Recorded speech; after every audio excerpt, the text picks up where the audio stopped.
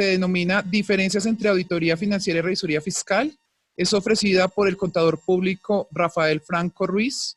Él es contador público de la Universidad Libre de Bogotá, magíster en Administración Económica y Financiera de la Tecnológica de Pereira, docente e investigador universitario de pregrado y posgrado de diferentes temáticas del área contable, tributaria, financiera y de control, tanto en pregrado como en posgrado, y nacional e internacionalmente, conferencista nacional e internacional, autor de un importante número de artículos de revistas científicas.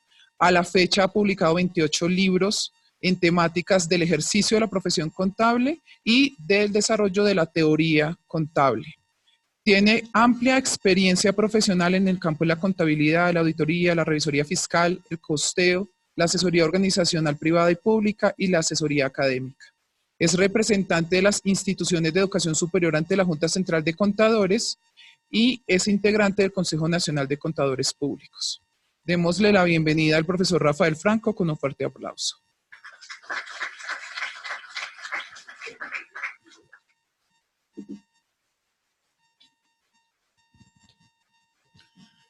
Muy buenas noches. Bueno, vamos a dedicar un tiempo, creo que bastante escaso, para la cobertura de la temática, que es claramente establecer unas diferencias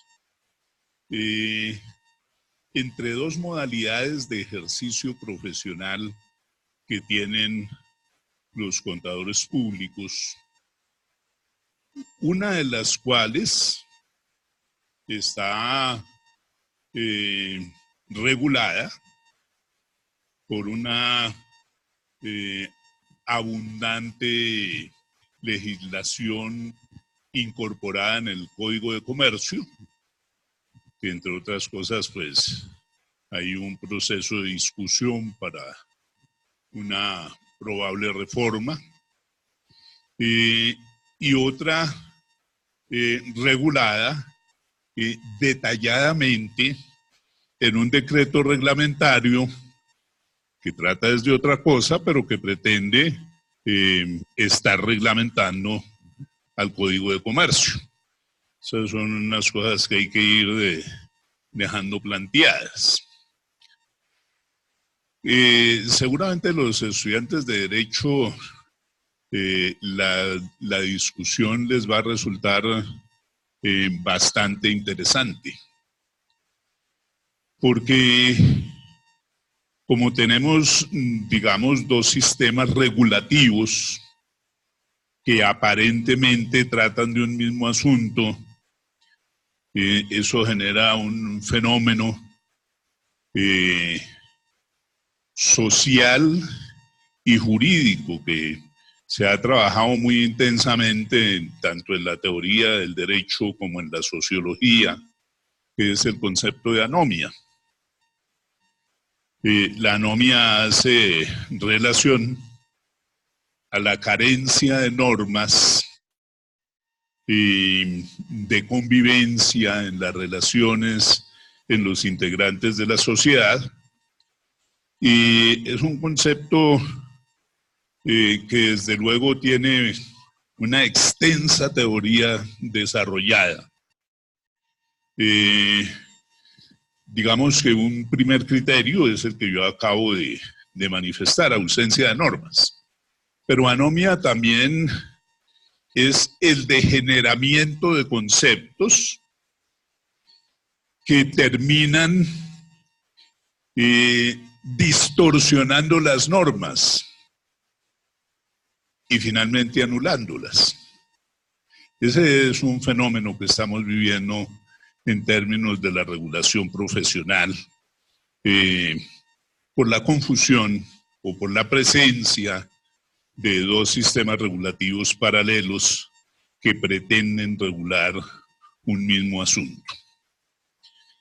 Yo voy a empezar por recordar una cuestión supremamente sencilla de partida. La revisoría fiscal es una institución de vigilancia.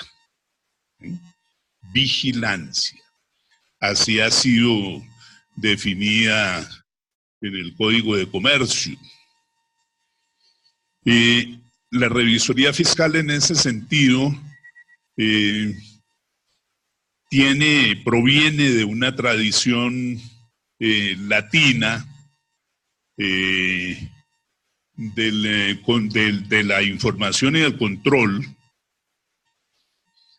y tiene una característica muy importante, es control integral, que técnicamente se reconoce como control de fiscalización.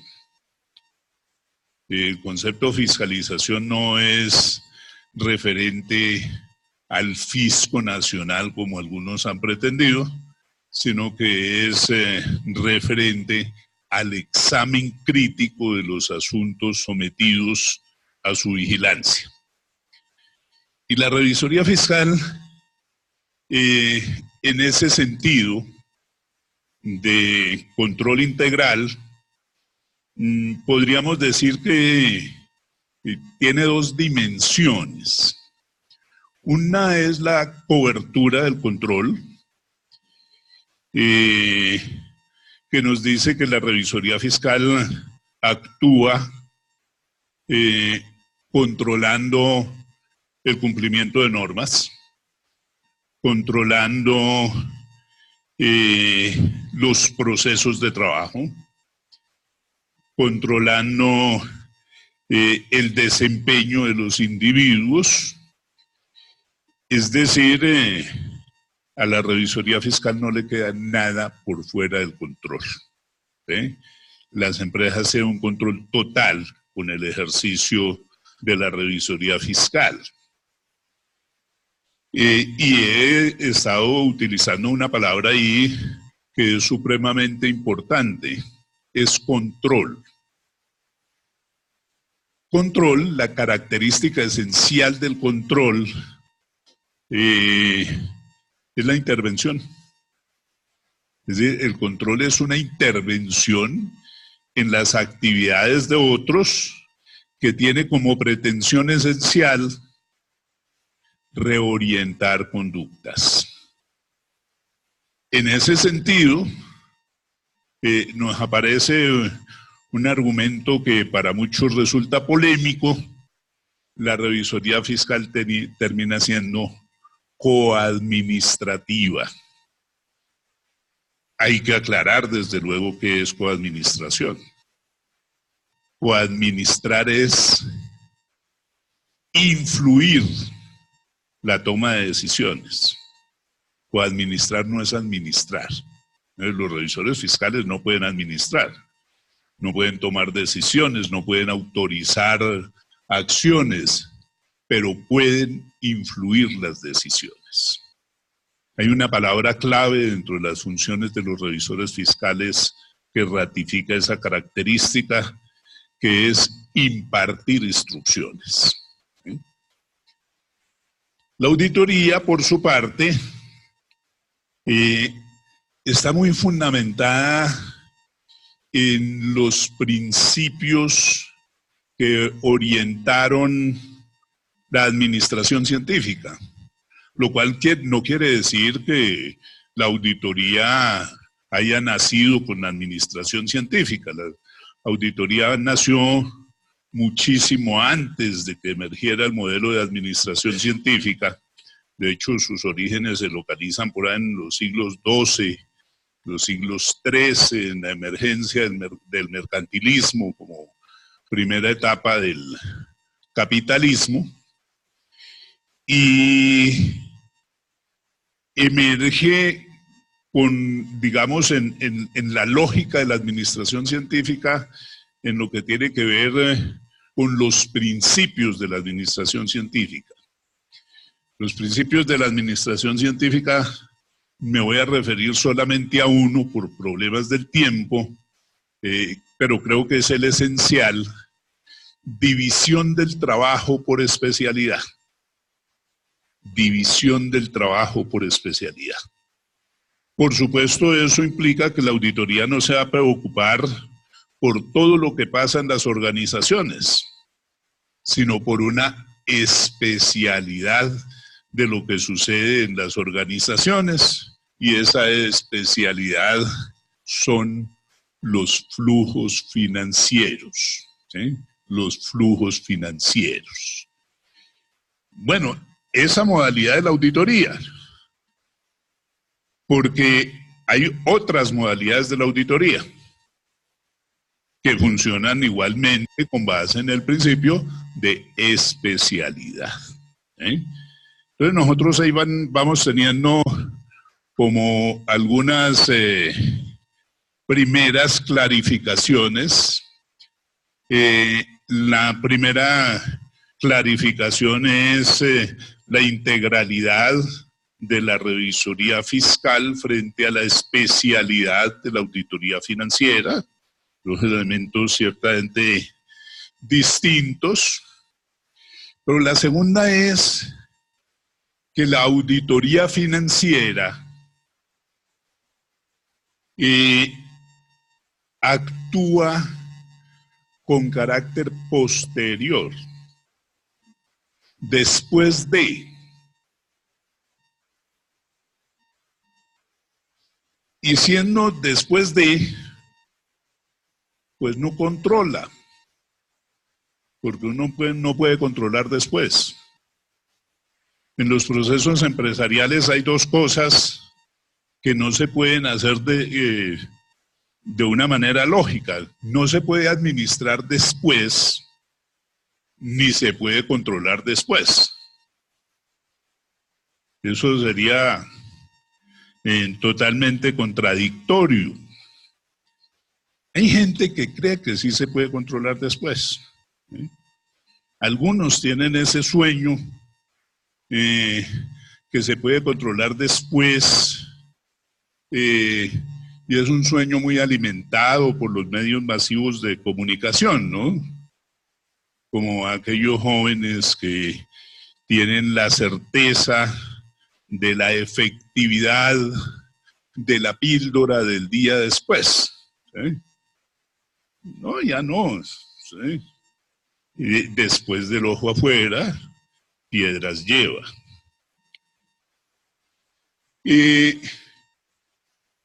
Entonces la auditoría no es control.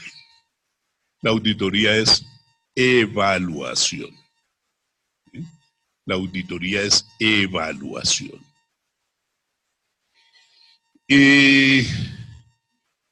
Esos elementos primarios nos van determinando algunas cosas.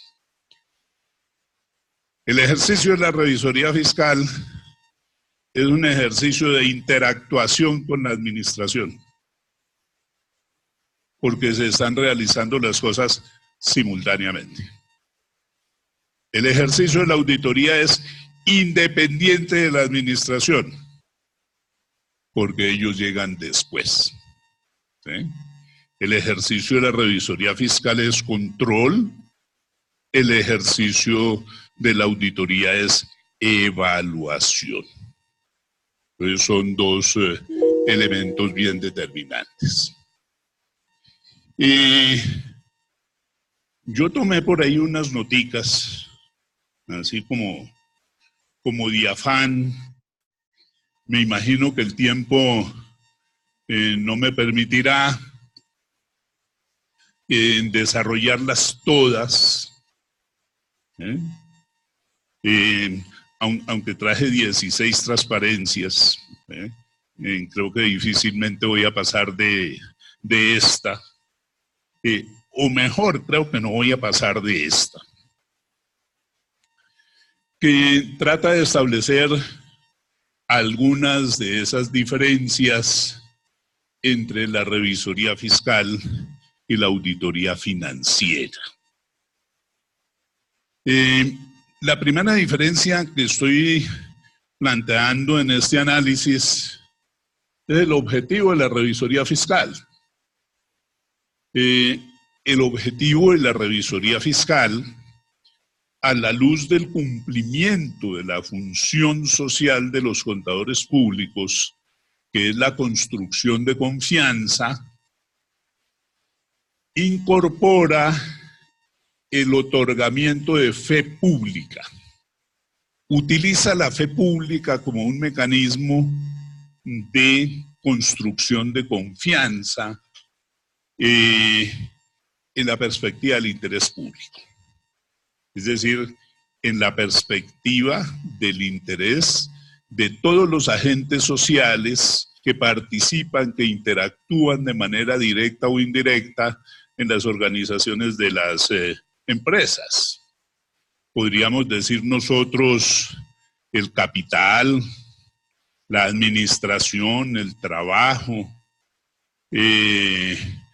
los clientes, los consumidores, los prestamistas, los proveedores, la competencia, el Estado y la sociedad. Ese sería el conjunto de agentes que de alguna manera son tocados, son incorporados en el concepto de interés público. Y pues vale la pena hacer una mención muy especial de ese concepto de fe pública y empezar a clarificar cosas, ¿no? El estudio de la fe pública no es un objeto del conocimiento de carácter contable. No es de los discursos de la contabilidad. El concepto de fe pública es un concepto jurídico, es del resorte del derecho. La fe pública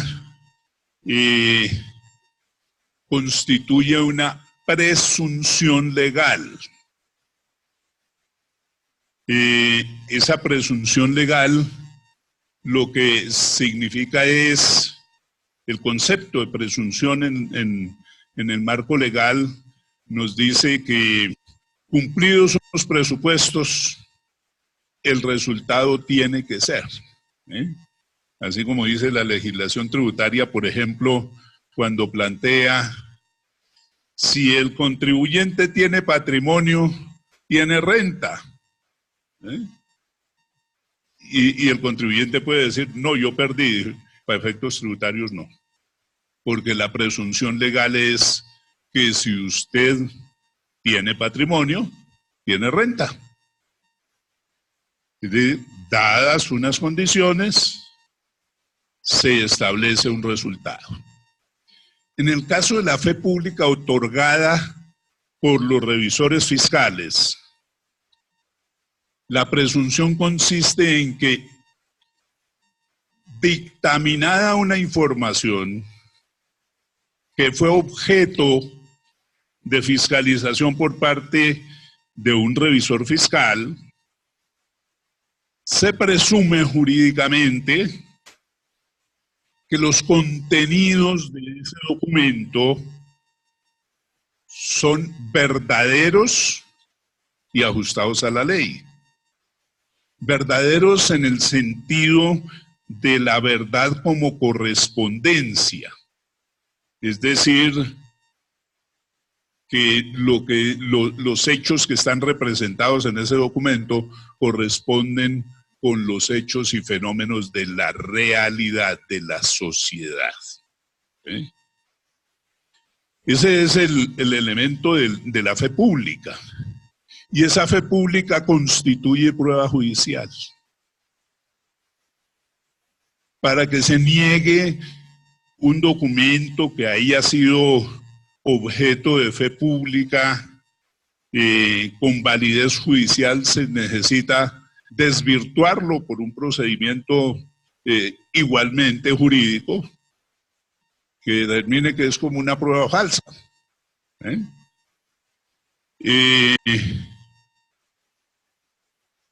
Es una prueba judicial. Y yo voy a hacer aquí unas hipótesis. ¿Para qué son las pruebas judiciales? Para juzgar las conductas de los individuos. Dejémoslo en personas por si nos resultan personas jurídicas. Para juzgar las conductas de las personas. ¿Y qué es lo que se juzga de las conductas de las personas? Pues lo que hicieron, no lo que sueñan con hacer. Es para juzgar lo que hicieron. ¿Sí? Y ese es un elemento supremamente importante. Porque eso determina que cuando los dictámenes se refieren a información contable, debe ser información contable de lo que pasó, no de lo que pronosticamos que va a pasar. Y eso es evidente que lleva a una conclusión muy elemental. Cuando en Colombia se adoptan estándares internacionales de información financiera y las políticas contables de las empresas determinan utilizar como base de reconocimiento el valor razonable, los revisores fiscales no pueden dar fe pública, porque la fe pública es para construir pruebas judiciales sobre los hechos. Es un elemento supremamente importante en los análisis. ¿Qué pasa con la auditoría? No, la auditoría, repito, la auditoría es otra forma de ejercicio profesional. Muy buena, rentable, pero es otra forma. La auditoría financiera está orientada, tiene como objetivo construir confianza inversionista. Si nosotros miramos muy bien las cosas, el objetivo así funcional de la auditoría termina representado pues en el informe de auditoría. Y el informe de auditoría, pues lo que nos va a decir es que los estados financieros se construyeron con base en normas internacionales de reportes financieros. Y que si se construyeron con base en normas internacionales de reportes financieros, pues son razonables. Porque uno de los conceptos de razonabilidad es una palabra polisémica, tiene distintos sentidos. Uno de los conceptos de razonabilidad es la coherencia con las normas. Verdad como coherencia. Observen ahí esa gran diferencia, ¿no? De la verdad como correspondencia a la verdad como coherencia. Entonces nos dicen, mire, ¿para qué son los estados financieros? Mire, esos estados financieros no son para mirar la historia. Esos estados financieros tienen una dirección clara y precisa. Fundamentar las decisiones de los inversionistas potenciales en los mercados de capitales y fundamentalmente en los mercados de valores. Si yo soy un inversionista, ¿a mí qué me interesa? ¿Cuánto costaron los activos de la empresa? Esa no es una información que me interese para mi decisión de inversión. A mí lo que me interesa como inversionista potencial es, ¿y esto qué me va a rentar? Y entonces para eso se producen esos estados financieros, en esa otra base comprensiva. Digamos que los estados financieros que soportan el funcionamiento de la fe pública están expresados en moneda transaccional, en tanto que los que están orientados a la dinamización de los mercados están expresados en moneda funcional. Los estados financieros en moneda funcional son una promesa, la promesa de rentabilidad. En últimas, los estados financieros en esta perspectiva pierden su origen, su funcionalidad original, que era poder ver qué había hecho la administración con los recursos que se le entregaron a su tutela, lo cual se podía ver a través de la rendición de cuentas, para convertir los estados financieros en un instrumento de marketing financiero para impulsar los mercados de valores. ¿Y eso es importante para la sociedad? Claro, eso es importante para la sociedad. La sociedad necesita dinamizar los mercados financieros, los mercados de valores, para impulsar la capitalización empresarial, para que las empresas tengan mayores disponibilidades de recursos para desempeñar sus objetos sociales. Es necesario, pero es distinto. Yo aquí no estoy descartando nada, ¿no? Es necesario, pero es distinto. Es diferente. El propósito. La revisoría fiscal tiene como interés, tiene como propósito la protección del interés público. ¿Qué es eso del interés público? Es el interés general, es el bien común, es el bien de todos los ciudadanos, de todos los agentes sociales. Un compromiso bastante alto. Por eso cuando ustedes observan, por ejemplo, los códigos de ética, que también nos van a aparecer dos.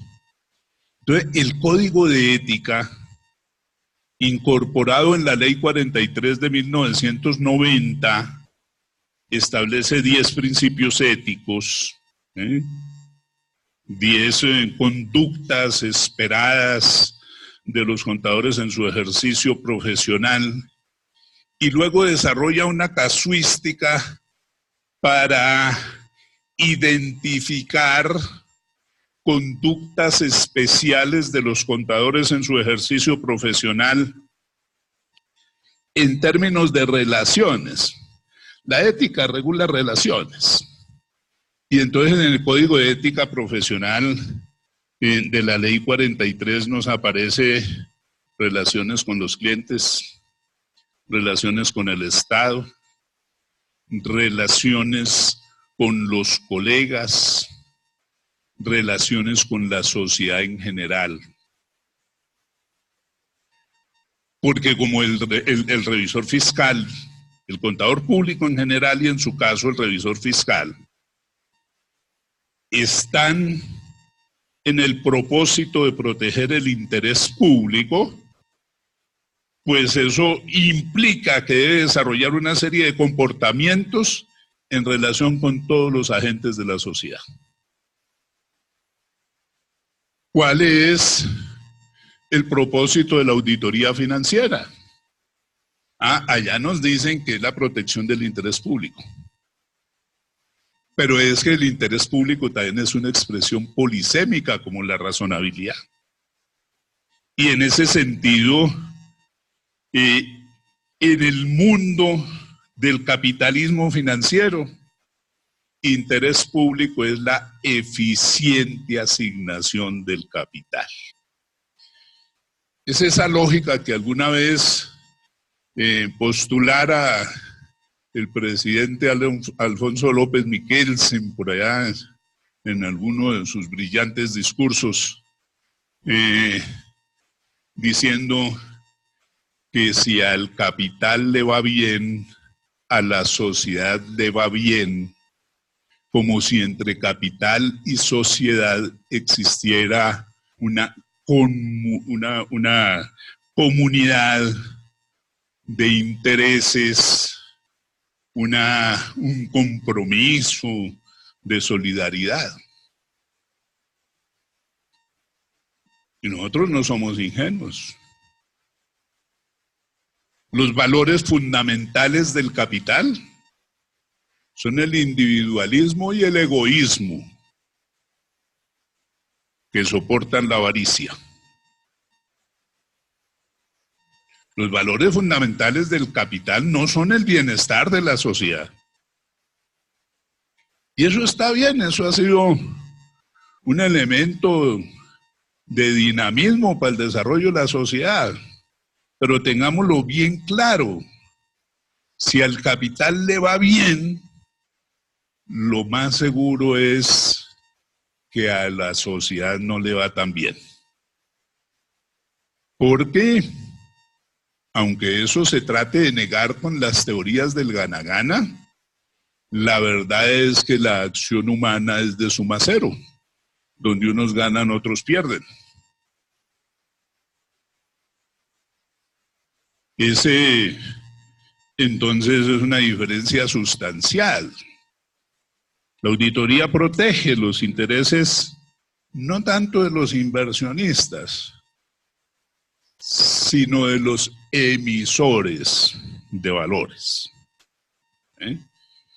Porque eso sí, eso sería una discusión larguísima hoy en términos económicos y sociológicos dentro de estas nuevas relaciones sociales de producción.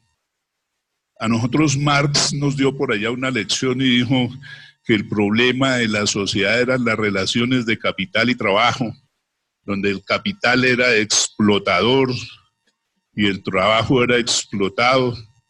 Las actuales condiciones, Marx se revolcará en su tumba, porque resulta que los explotadores son los administradores y los capitalistas, los inversionistas son las víctimas. Y si no, miren los récords de quiebras empresariales. Enron y todos esos de allá de los Estados Unidos, Parmalat y los de Europa, el grupo Mitsubishi y los demás en Asia, donde los administradores les pegaron tamañas tumbadas a los inversionistas, ¿no? Las relaciones ahora son distintas y realmente la auditoría termina defendiendo más los intereses de los administradores, de los emisores de valores, que de los propios inversionistas. Decíamos desde el comienzo que la revisoría fiscal es control integral, que ese control integral implica la permanencia del control en el tiempo. La revisoría fiscal actúa de manera preventiva, perceptiva y evaluativa. Es decir, incorpora lo que podemos decir en las modernas teorías del control latino, el control a la estrategia, el control a la gestión y el control a los resultados. Eso nos aparece claramente expresado en el artículo 207 del Código de Comercio, sobre el cual yo voy a mostrar un momentico así muy a la ligera por las situaciones que tenemos que mirar. ¿De qué se tratan esas funciones? Cerciorarse, que quiere decir obtener certeza. La certeza se manifiesta mediante juicios, no mediante opiniones. De que las operaciones que se celebren o cumplan por cuenta de la sociedad se ajusten a los estatutos, a las decisiones de la asamblea, o de la junta de socios. Eso no tiene nada de financiero, absolutamente nada de financiero. Detectarla oportunamente las irregularidades ocurridas en el funcionamiento de la entidad de desarrollo de los negocios y ponerlas en conocimiento de los órganos de dirección y administración de la entidad. ¿Qué es irregular? Ah, pues fácil, lo que no es regular, ¿cierto? ¿Y qué es lo que no es regular? Que se actúe contra la estructura normativa del país, que tiene allá una composición que todos nosotros debemos conocer muy bien, ¿no? Constitución, leyes, decretos y todas esas cosas.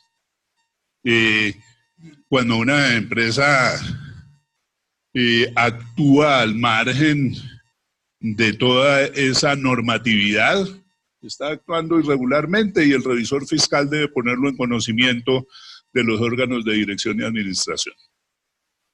¿Tiene eso algo de financiero? No. Colaborar con las autoridades que ejerzan inspección, vigilancia y rendir los informes a que haya lugar. Las autoridades de inspección y vigilancia lo que inspeccionan y vigilan es el cumplimiento de la ley. Velar porque la contabilidad se lleve regularmente. Función importantísima. Porque es que uno de los elementos importantes, destacados en los dictámenes de los revisores fiscales, es el dictamen sobre la contabilidad. La auditoría no. La auditoría dictamina los estados financieros. Digámoslo de otra forma. La revisoría fiscal fundamenta el trabajo de control de la información financiera en la contabilidad. La materia prima para ese efecto en el trabajo de los revisores fiscales es la contabilidad. La materia prima de la auditoría son los estados financieros.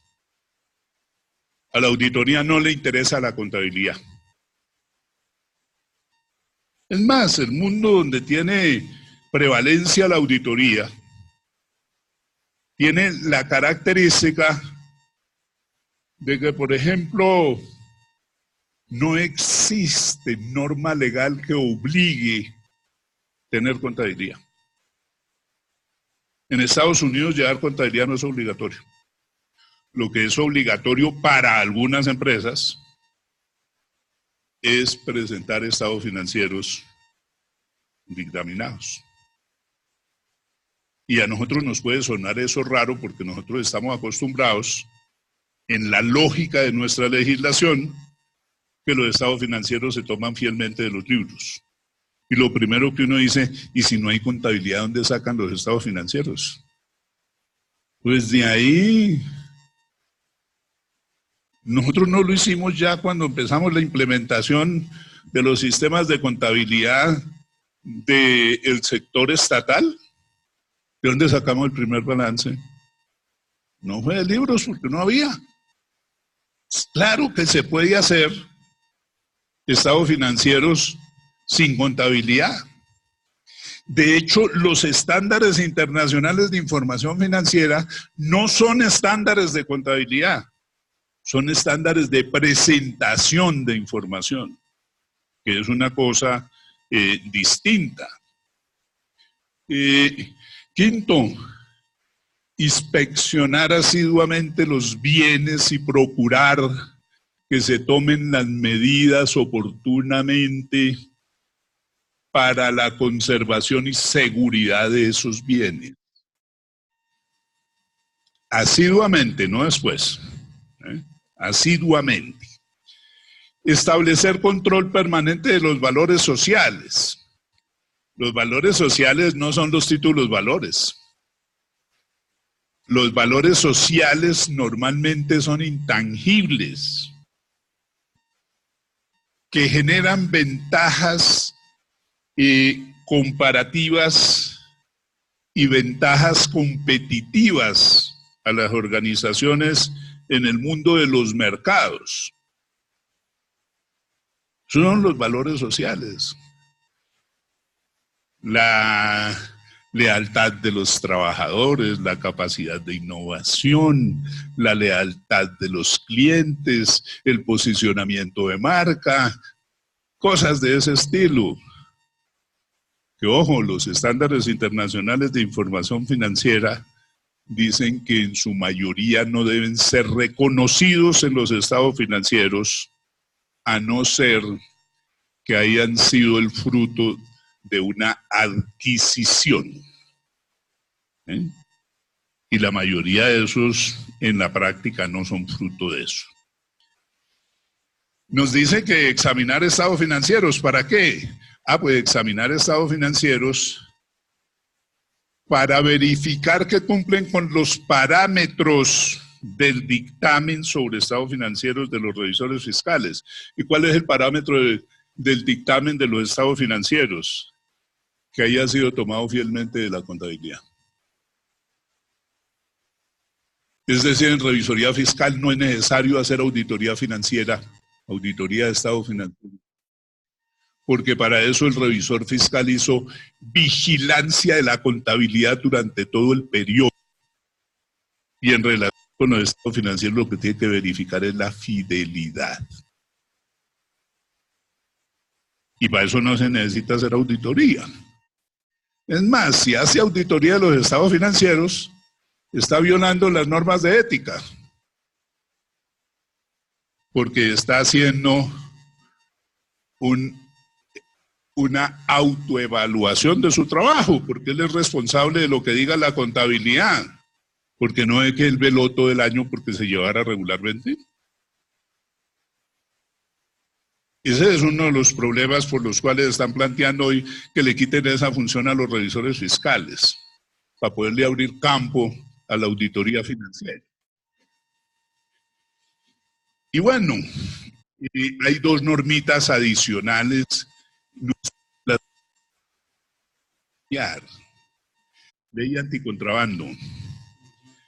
Reportar oportunamente todas las actividades que puedan ser constitutivas de conductas de lavado de activos. Dentro del contrabando se considera como una conducta de lavado de activos en nuestra legislación.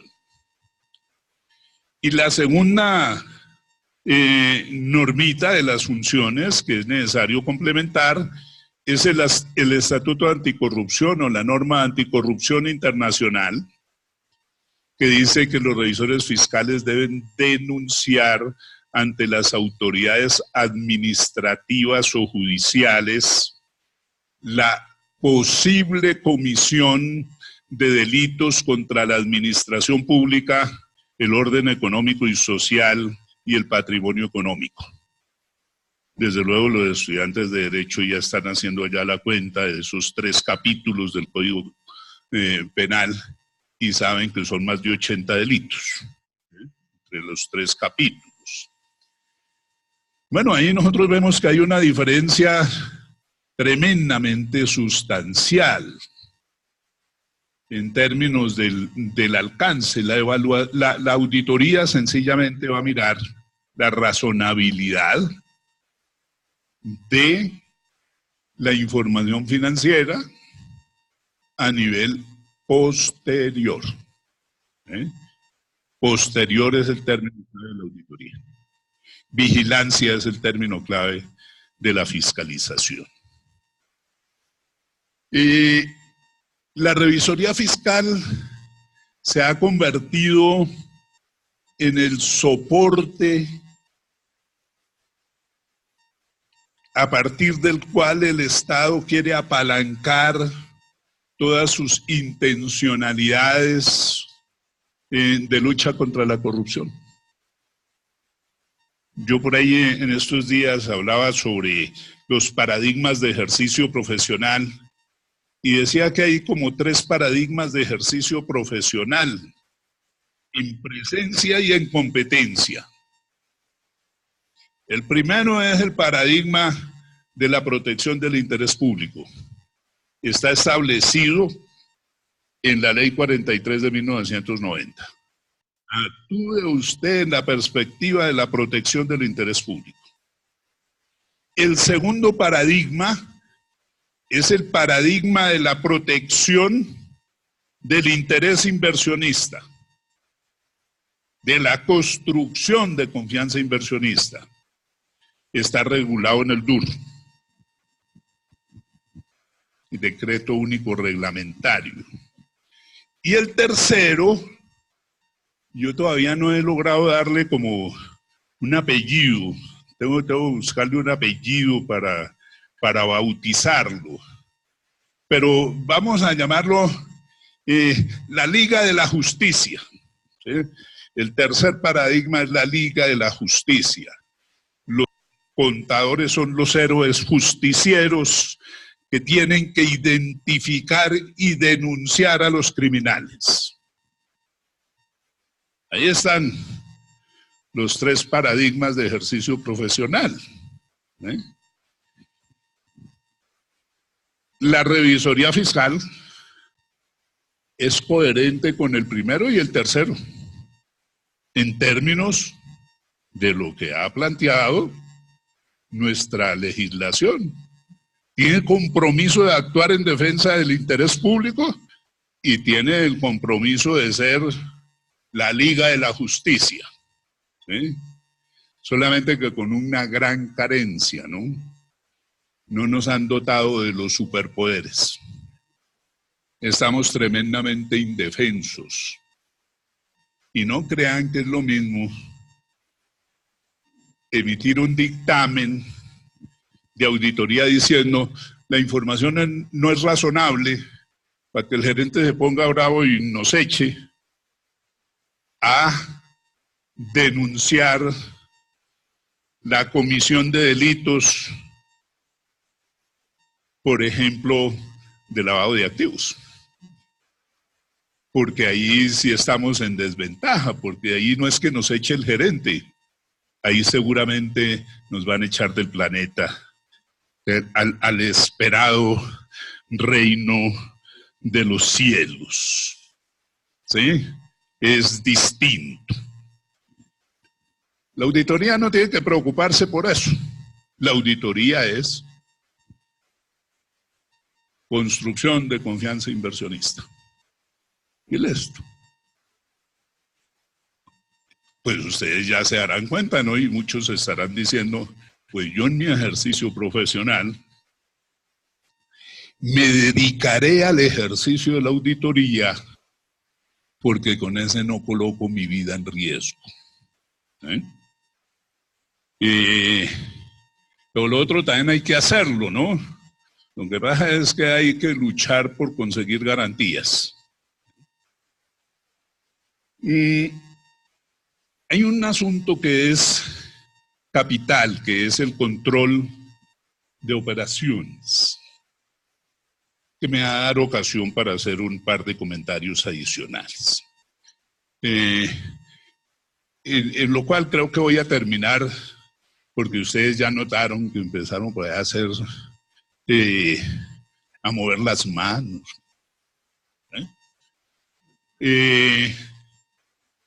Colombia es suscriptor de unos tratados internacionales de lucha contra el lavado de activos y la financiación del terrorismo. Tratados internacionales, creo que eso quede bien claro. Uno de esos es Gafi. Precisa Gafi Latinoamérica. Y derivado de esos contratos, de esos tratados, se ha establecido que los Estados miembros del tratado deben adelantar una serie de políticas y acciones de lucha contra el lavado de activos y la financiación del terrorismo.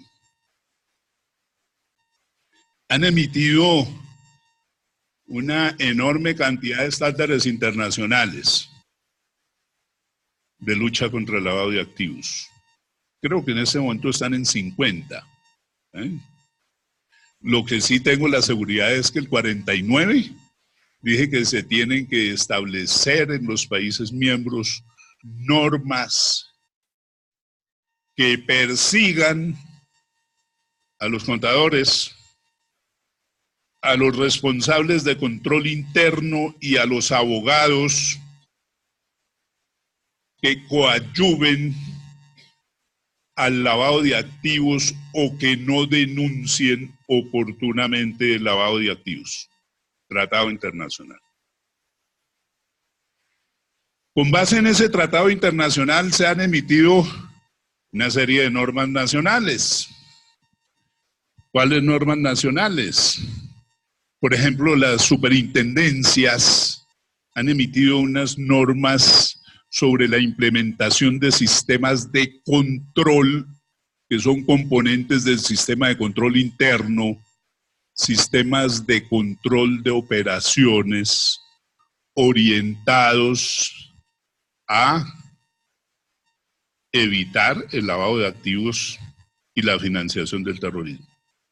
Sistema de Administración de Riesgos Operacionales, SARO, SARLAF, ¿sí?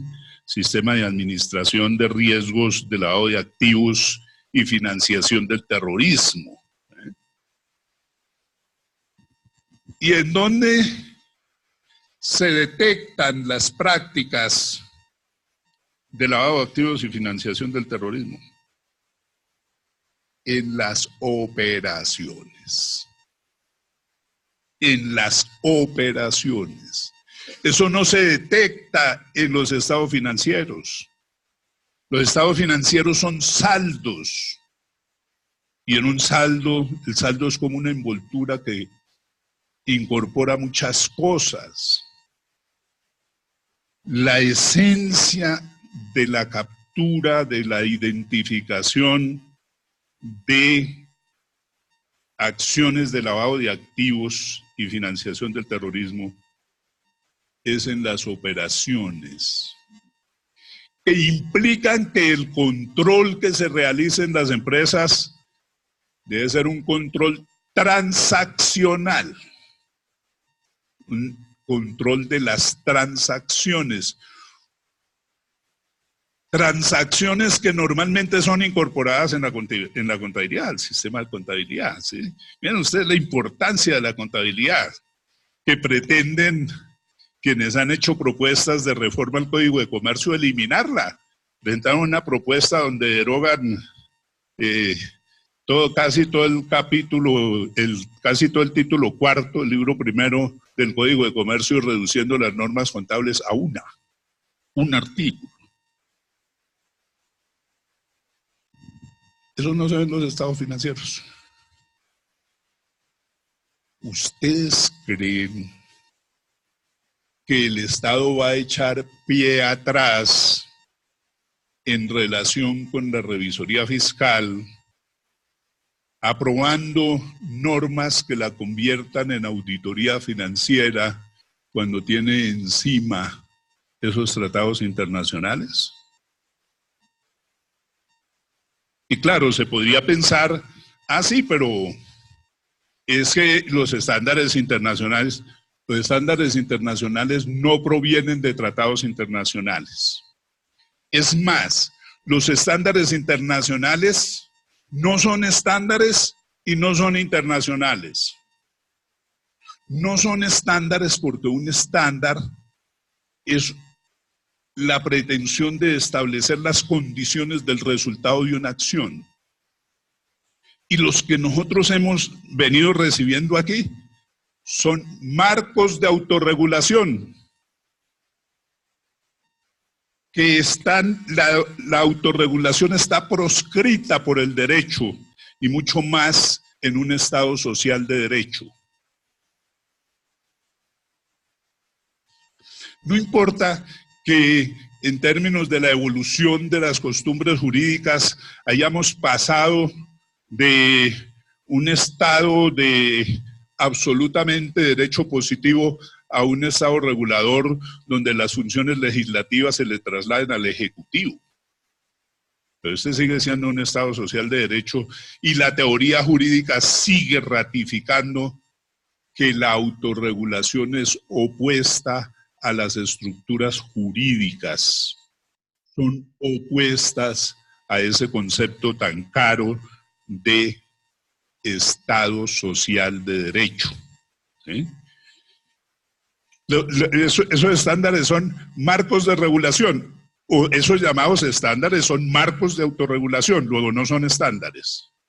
Y como no se originan en tratados internacionales, ni son emitidos por instituciones que se hayan creado como consecuencia del desarrollo de tratados internacionales, no son internacionales, son normas extranjeras emitidas por organizaciones privadas. IFAC es una federación gremial de carácter privado. Y FRS Foundation, pues es eso, ¿no? Una fundación que es de derecho privado. No son organismos internacionales. Así hayan tenido una gran capacidad de lobby para capturar instituciones nacionales e internacionales para hacer reconocer su trabajo y elevar la productividad, la rentabilidad de ese trabajo, porque los estándares no son gratis, hay que pagar por ellos. Consulten los presupuestos del Ministerio de Comercio y allá encontrarán las cifras que se pagan de manera intermediada por el uso de los estándares internacionales en Colombia. Me sobró tiempo. Eso veo. Muchas gracias, profesor Franco.